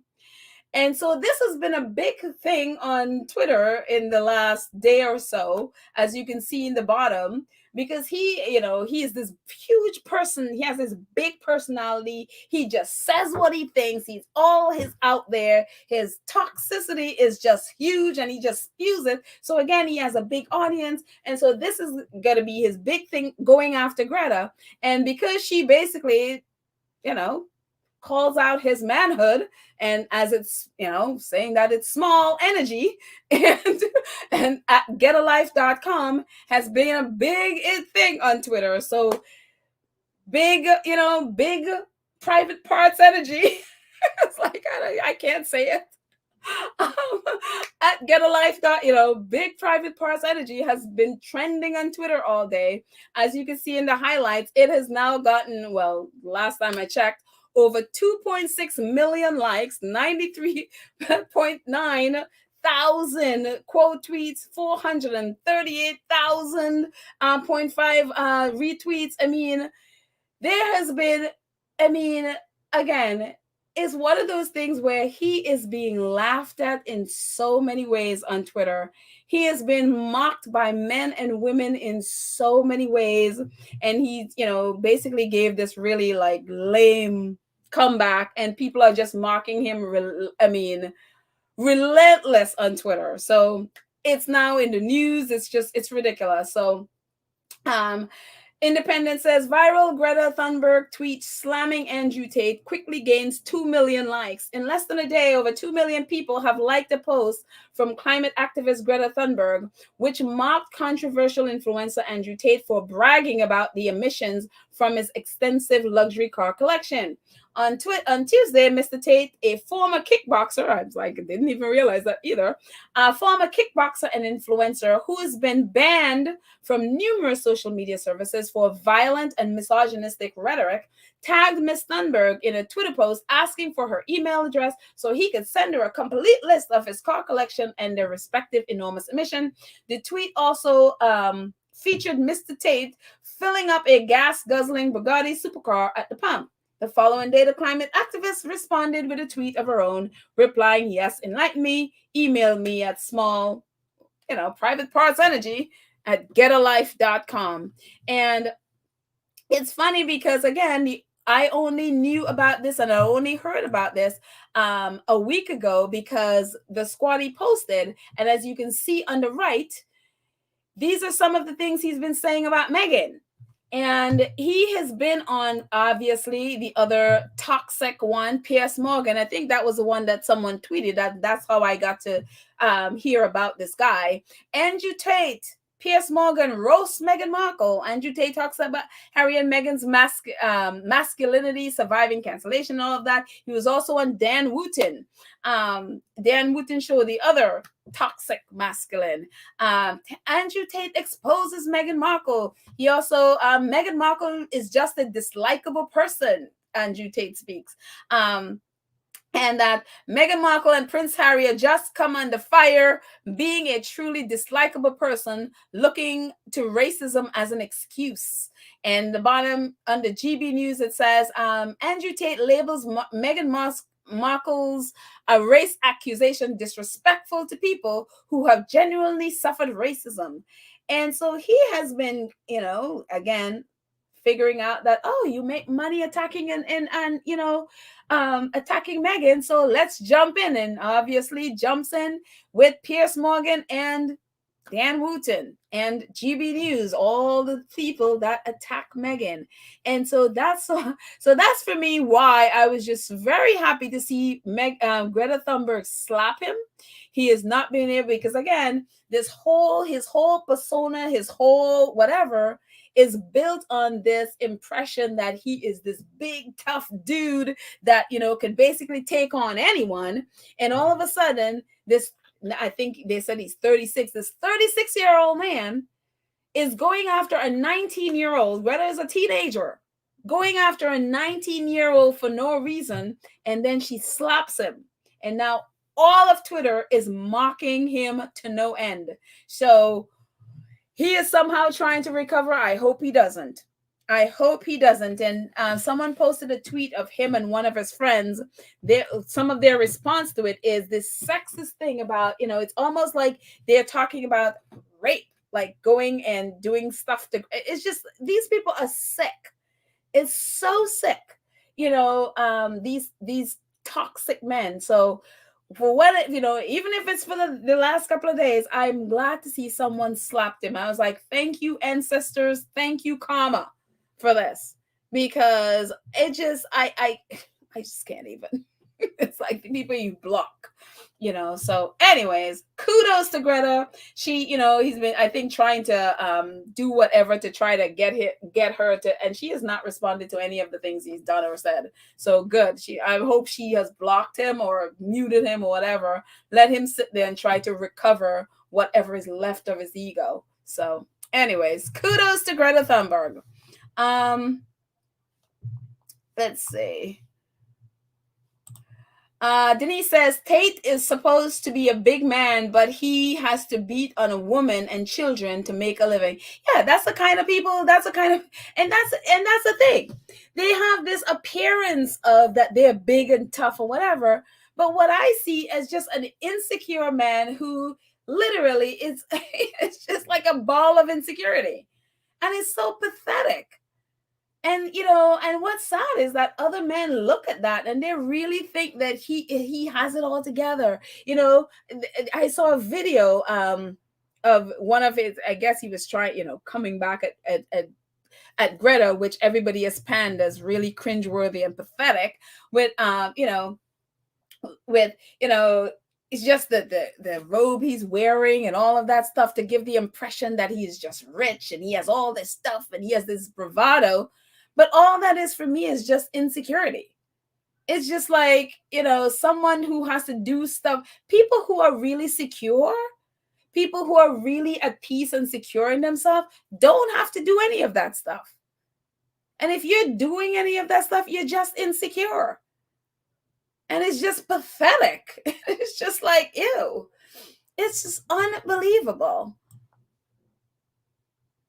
And I don't understand why people don't, these other men don't see through that nonsense. It's like they really believe that bravado is real. Usually people are like that to hide fear. They're usually like that to hide insecurity. They're usually like that because they really, what they're feeling is, I am nothing. So the only way I can survive is I have to put on a front to make people think I am something. And yeah, it's really sad to see. But I'm really happy Greta slapped him. It's like, thank you, Greta. Mishara says, that's a good one, Greta. I got to put that in the book of slams that for the next time I get into an argument with a small energy fool. LOL. Yes. Very, very much so. And she went there. She was like, he's somewhere looking for himself right now. It's like, where did she put it? She definitely served it to him. Cookies and Cream, our awesome moderator, says, I love Greta's response to that moron. He made a complete, out of himself by attacking. Again, he is a grown man. She is a teenager. A teenager. And you're sitting there like, oh, I have 36, 33 cars, and here is all the huge emission. I mean, that's just stupid. It's like a walking stupid. It's like there is no brain there. Whatever the kickboxing, they kick the brain out of him because it's like, that's just dumb. And that for me, again, is why I don't understand why people would look at somebody like him and think he has it all like that. I mean, how stupid do you have to be? Unbelievable. Sylvia says, well, I've been told not to go after Harry. I've been told not to go after Harry. That is why Tina and Michelle started their podcast to defend and lift Meghan through support. I am so proud of Meghan, who is amazing. I'm not sure what you mean going after Harry. What I don't understand. Why is somebody going after Harry? I'm not sure I understand. Explain, Sylvia. But yeah, I mean, we're only supporting Harry and Meghan, so yeah. I don't know why someone would go after Harry.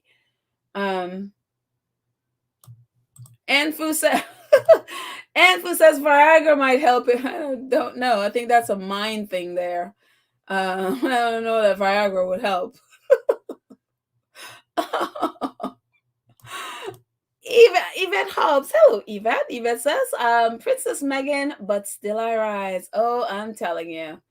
I am telling you. And you know what I love too? Remember we just read the thing about Meghan and Harry fighting the InfoWars? I'm glad they brought up the when they go low, we go high thing. And I bought into that at first, and now I'm like, yeah, that doesn't work. That really does not work. Back in the day when people had, morals, that worked. Now they go low and you go high. You can go high, but you got to answer back. You have to answer back with stuff because you're talking about when you go high, that means you just ignore people's, whatever lies and stuff like that because you just beyond that sort of thing. That doesn't work anymore because people are so trained now to believe the lies that they would actually believe the lies. They don't, people are not trained now to, to assume the best and not judge. They're going to judge right away because of the lies. So you have to respond. And so I'm glad they brought that up. Absolutely happy they brought that up in that article. Let's see. Anne says he has joined the other vile moneymakers who are making money from Meghan and people associated with Meghan. Yeah, they have all learned that I can just, go on Piers Morgan or Dan Wood or whatever. And apparently he is British. I don't know from the video. It sounded like American. I don't know. But I saw something that says he's British, and I honestly didn't go looking. I just saw it. I think I glanced at an article saying that. So I don't know. From the little clip I saw in the video, he sounded American, so I don't really know. I could be wrong. Yeah. Let's see. Kathy Gabby says Greta was hot on the clapback. Go Greta. I know. I'm telling you. That man, Andrew Tate, got ratioed in so many ways, coming and going. There's no way he's recovering from that one. Everybody's like, dude, you got to take the L. There's no coming back from this. There is no coming back on this. So maybe something else, but yeah, no. I just love how she just owned him in just that little tweet. Sure, yeah. And that was that. Joy Camp. Hi, Joy. Joy says, remember Dan Wooten said, royals don't do magazine. Yes, don't do magazine covers. Celebrity do magazine covers.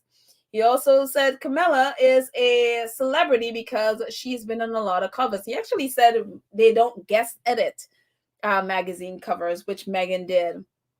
But Camilla, Charles,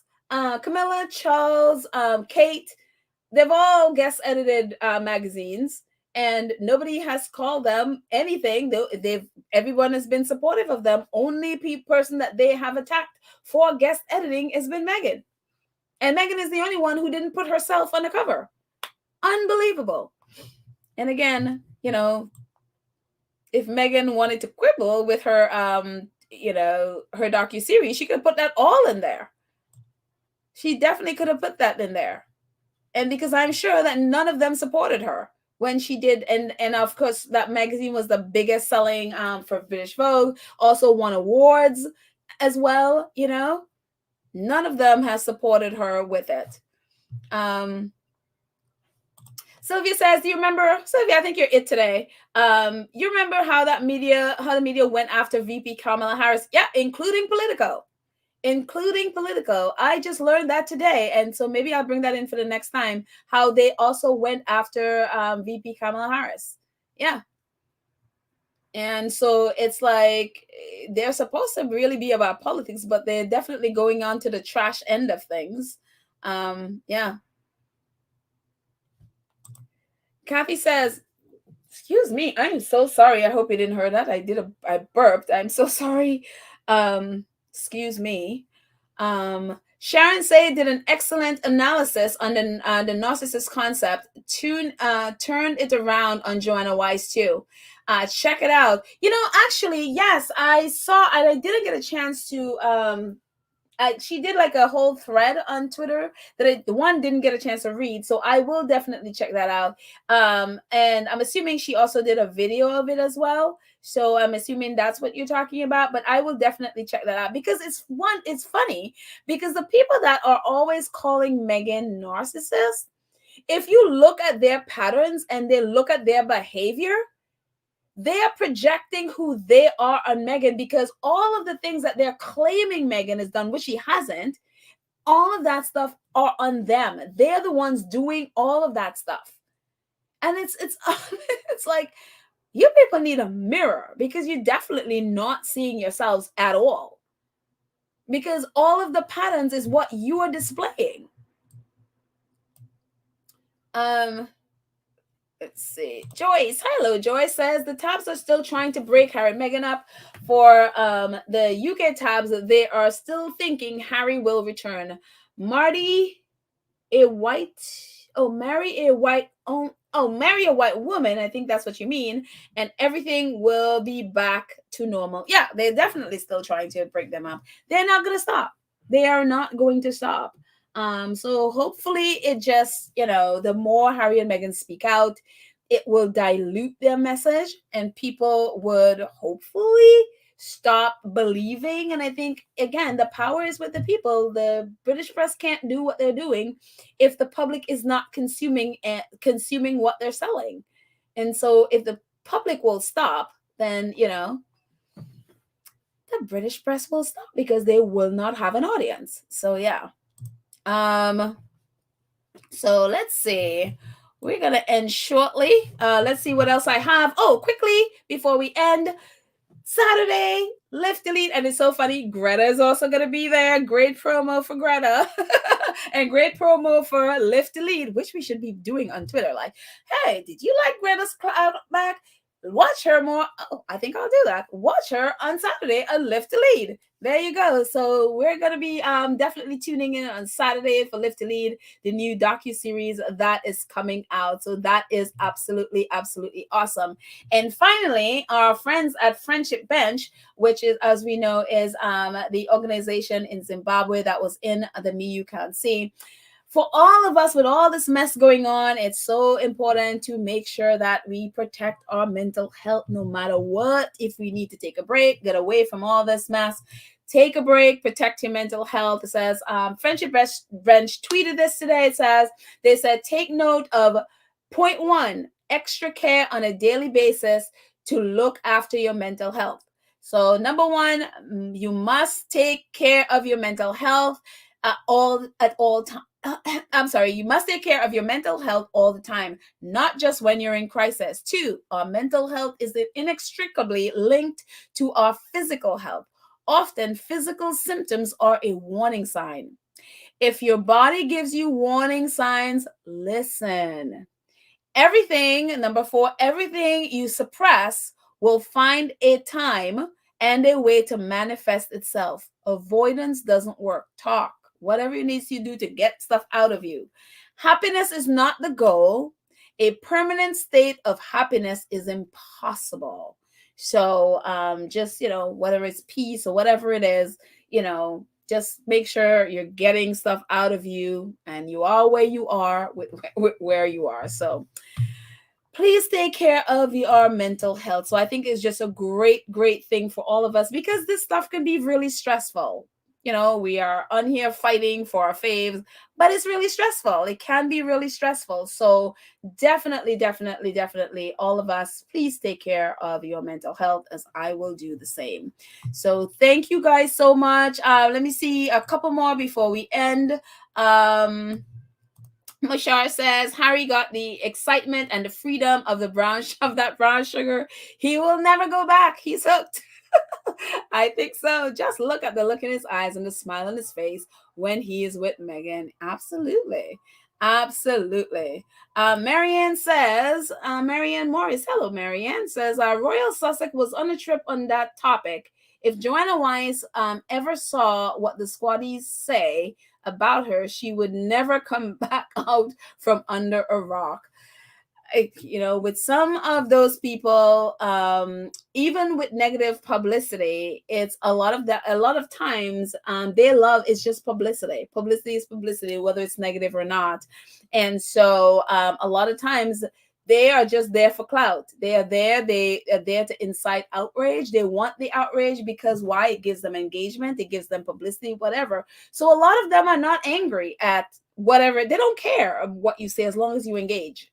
That's all they care about. So that's why for me, I avoid, and I started avoiding either, whether it's going under people's posts or tagging them, whatever, because they like it. No matter if it's, no matter if it's negative or positive, it kind of goes down the same drain for them, as long as they get attention, as long as they get publicity.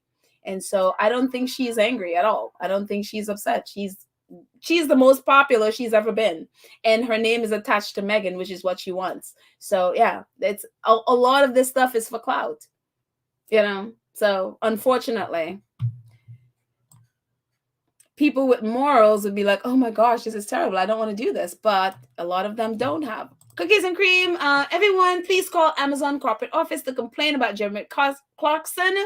His show with them needs to be canceled. The contact number is 206-266-1000. I'm just going to take a screenshot of this.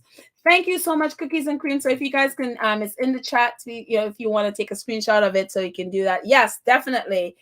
Each of us need to do everything we can to get Jeremy Clarkson, the Joanna Weisses of the world to, just be irrelevant. That would be awesome. So thank you so much, Cookies and Cream, for bringing that there.